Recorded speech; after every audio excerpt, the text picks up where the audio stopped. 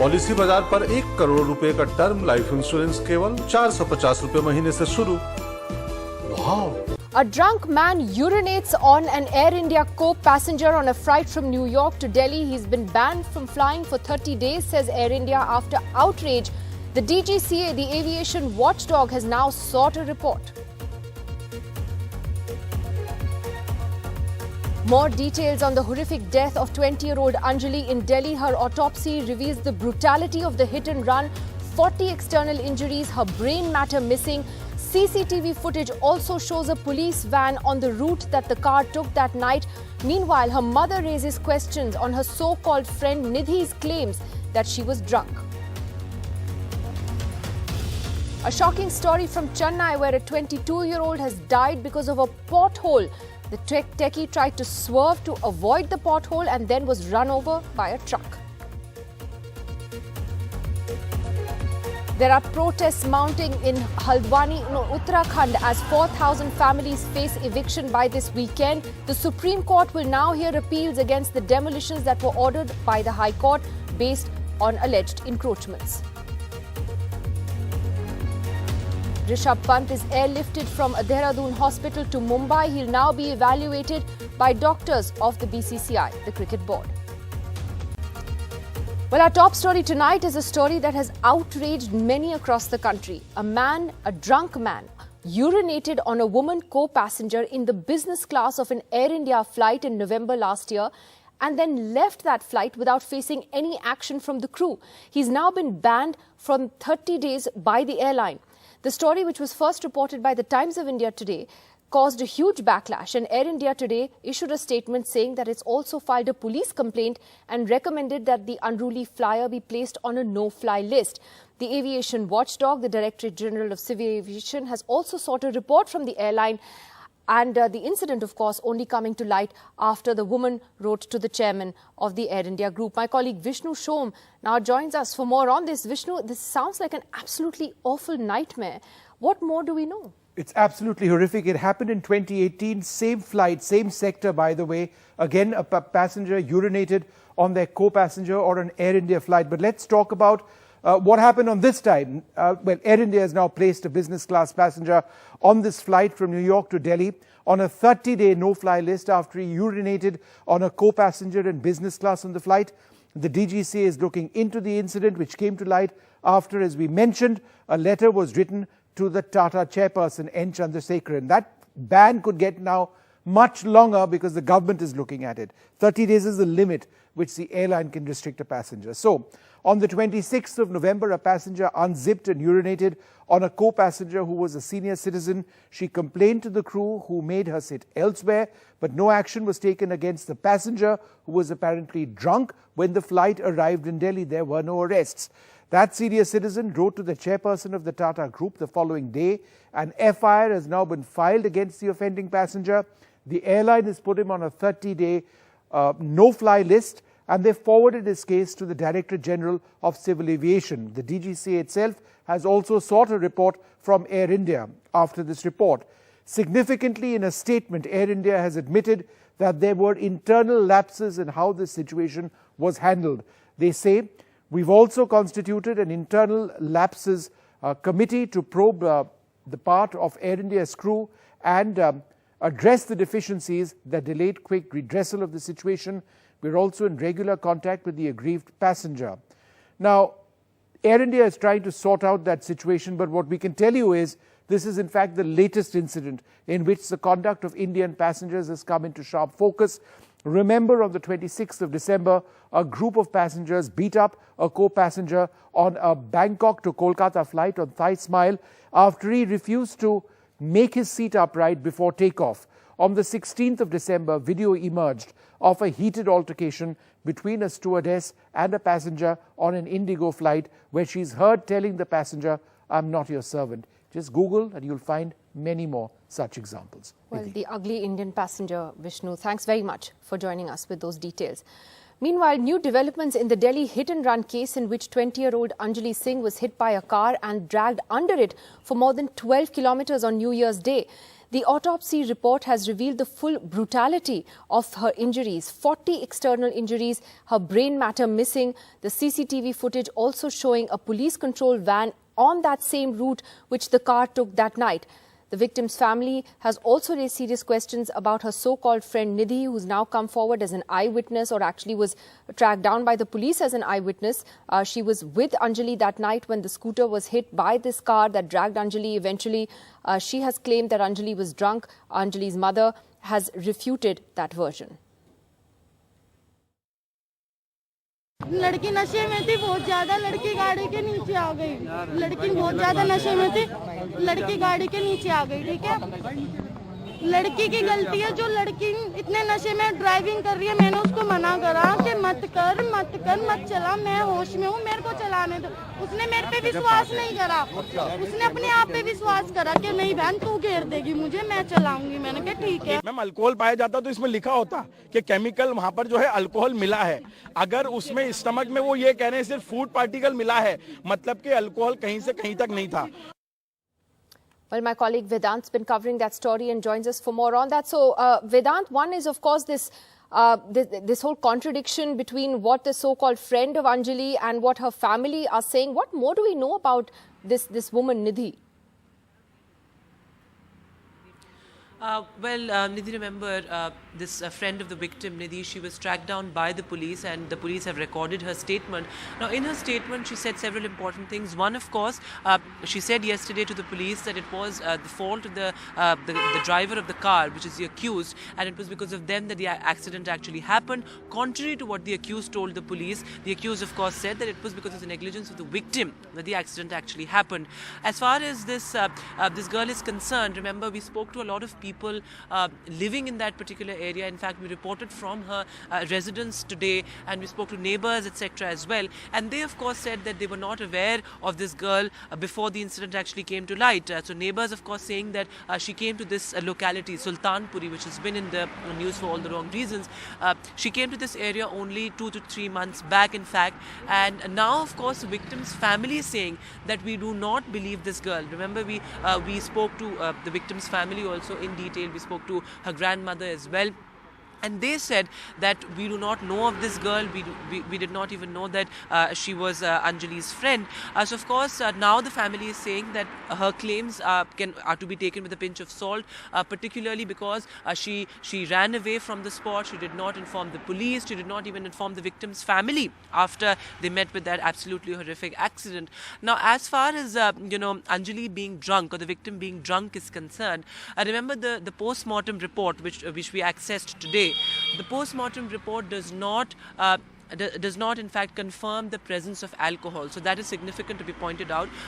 So meanwhile, of course, the victim's friend says that she was drunk, but the post-mortem report rules out the possibility of Anjali, the victim, being drunk. Now, very quickly, Nidhi, several important developments today that happened. One, of course, was the autopsy report, which reveals the sheer brutality of the incident, because remember, it shows that brain matter was missing, the base of her skull was fractured, her spine was fractured, she had abrasions all over her body, and of course the fact that she had 40 external injuries, all of which collectively are likely to have caused her death. In fact, shock and hemorrhage, in fact, finally caused her death. The other important thing, Nidhi, is that CCTV footage, in fact, that you were also mentioning. So that, of course, shows a police control room van on that very route where the victim was dragged. So, of course, that raising larger questions about why this horrific incident actually took place despite heavy police presence. All right, Vedanta, thanks very much for that. And meanwhile, the Aam Aadmi Party has been holding protests in Delhi this evening as well, demanding the LG's resignation, also alleging a political cover-up in Anjali's case. Meanwhile, in this horrific story that's coming from Chennai today, a 22-year-old young woman, a techie, died because of a pothole. She actually swerved her vehicle to avoid that pothole and then ended up being run over by a truck. A giant pothole being filled and road repairs carried out. Hours after the tragic death of 22-year-old Shobana, who skidded and lost control of her bike and came under the wheels of a truck. Shobana died on the spot. Her brother, who she was taking to his NEET coaching classes, has sustained injuries on his hands and legs. The incident took place near Madurai on Tambaram-Madurai Bypass Road on Tuesday, which falls under the jurisdiction of the National Highways. Shobana's employer, the CEO of Zoho Corporation, Sridhar Vembu, tweeted the sorry state of affairs in Tamil Nadu. Reports suggest that this bypass runs up to 32 kilometers, but the NHAI covered drains only for 11 kilometers. The National Highways of India, Chennai Regional Office has shifted blame to the NHAI in Delhi, as the latter delayed approval to cover the drains along the 32-kilometer bypass road connecting Tambaram with Pune. A truck which was coming right behind them ran over the woman, killing her on the spot. The boy escaped with injuries. Neither Shobana nor her brother was wearing a helmet. The driver, identified as Mohan, has been arrested on charges of rash driving and causing death by negligence. Civic authorities repaired the damaged portions of the road. This Madurai bypass is considered as the most dangerous stretches. Also, the reason being it's recorded over 400 deaths. More importantly, civil engineers associated with the IIT also says most of these accidents that are recorded, they say it's the fault of the drivers. However, the problem lies in the road engineering. In Bengaluru, Shrija for NDTV. The Yogi Adityanath government in Uttar Pradesh got some relief today on the issue of local body elections, with the Supreme Court freezing the Allahabad High Court's order to hold urban body elections by January end without reservations for other backward castes. My colleague Alok Pandey now joining us for more on that important story. Alok, why has this been such a big political deal in UP?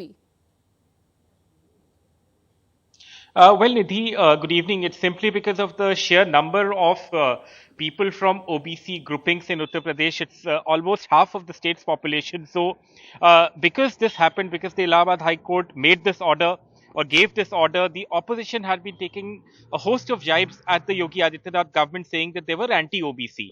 Now, just to explain what happened, so basically the urban local body polls are due. There are about 17 municipal councils and then the lower Nagar Panchayats, etc., that have to go to the polls. So the Yogi Adityanath government had notified reservations for OBCs, Nidhi, based on something that they called a rapid survey, which has been done in the past by other governments. It's basically a head count. But the Allahabad High Court ruled that this was not the proper procedure. There was a triple test, which is the Supreme Court guideline that needed to be followed. Essentially, the setting up of a commission that then decides the quotas. After the Allahabad High Court ordered, the Yogi Adityanath government, under fire from the opposition, said that we will not go ahead with the elections without OBC reservation, and went to the Supreme Court asking for a stay on the order, and that stay has been granted today. All right, Alok, thanks very much. Meanwhile, as protests step up in Haldwani in Uttarakhand over an anti-encroachment drive, the Supreme Court today agreed to hear a plea on this tomorrow. The pleas are challenging the Uttarakhand High Court's order that has directed the removal of encroachments from 29 acres of railway land in Haldwani. This will affect thousands of people, more than 4,000 families in fact, who've now taken to the streets in a bid to protect their homes after they were told to evict them by Sunday or face demolition. हमारा कहना यह है कि हमने जो है railway की जगह में कोई इंक्रोचमेंट नहीं किया गया है। सरकारी आदेशों के मुताबिक सरकारी पट्टों के हिसाब से रह रहे हैं। मेरे हाथ में जो है पेपर हैं, सरकार ने जो इसका सर्वे करा करके हम लोगों को पट्टे दिए हैं। ये देखिए सर, ये सर्वे करा हुआ पेपर है। ये हमारा यहाँ का 100 साल पुराना इतिहास है। हमारे दादा परदादा सब यहीं रहते थे, तो हम भी यहीं रह रहे हैं। और ये रेलवे की जमीन नहीं है, ये इसमें तो आप राज्य सरकार की जमीन है। ये निरूल पे पट्टे हुए हैं, कस्टोडियन की प्रॉपर्टियां हैं। यहाँ पे जो शत्रु संपत्ति थी, जो लोग पाकिस्तान चले गए थे बंटवारे के टाइम पर, गवर्नमेंट ने उस संपत्ति का भी यहाँ पे जो ऑक्शन किया था, लोगों के उसके पास कागज भी हैं। हमारा मकान भी यहीं इसी लाइन में है आगे।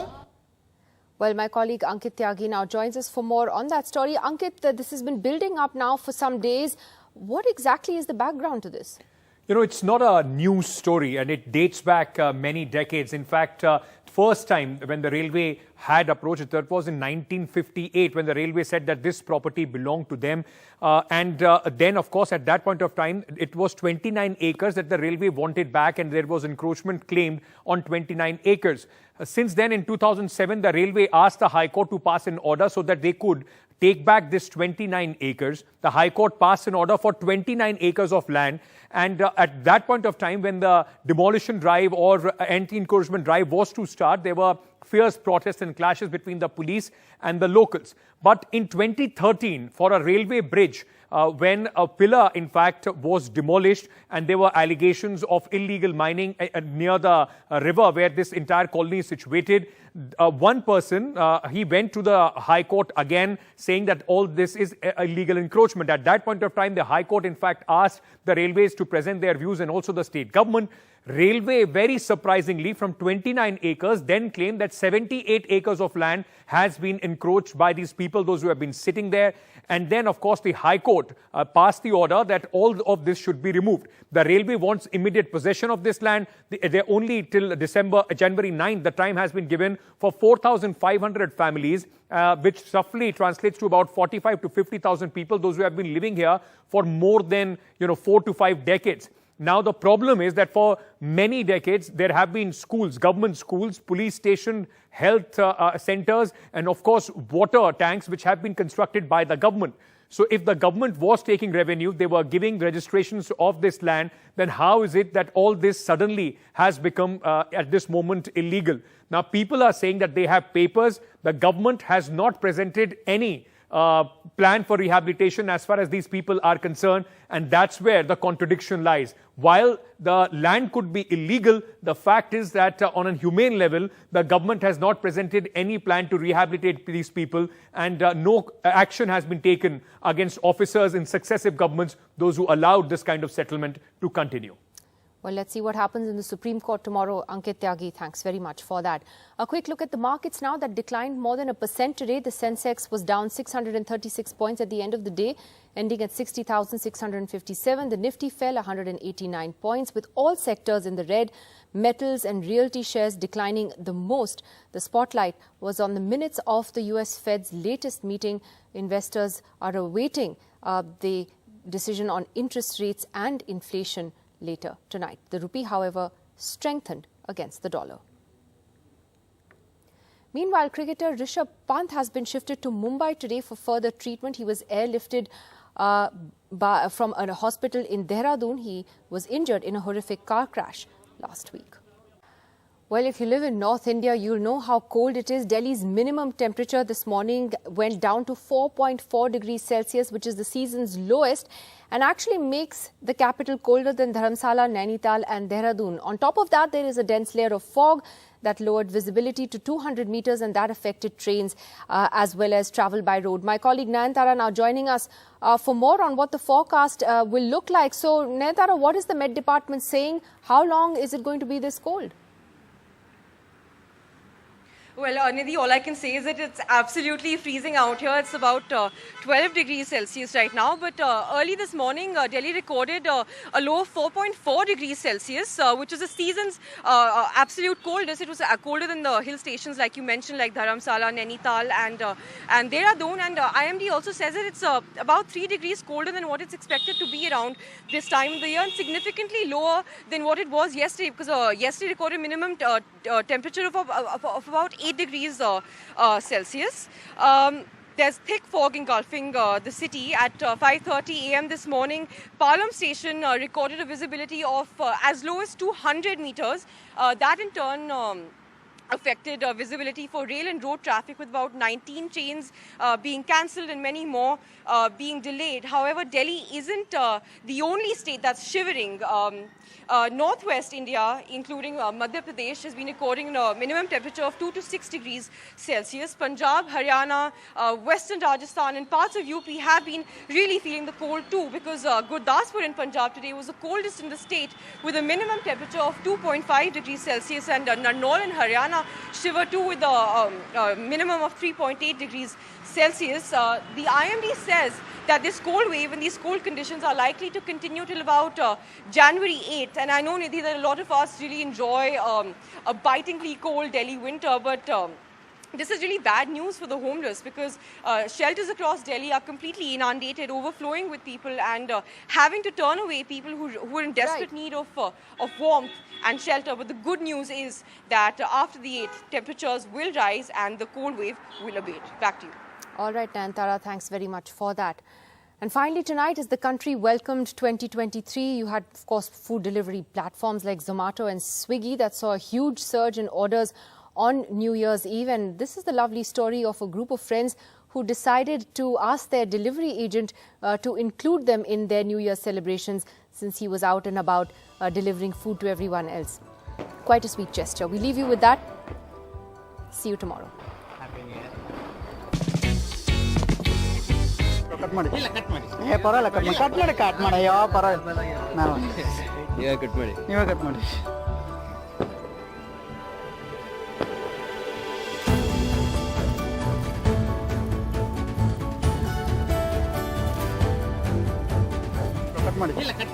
ಪರವಾಗಿಲ್ಲ ಕಟ್ ಮಾಡಿ ಯಾವ ಪರವಾಗಿಲ್ಲ ನಾವು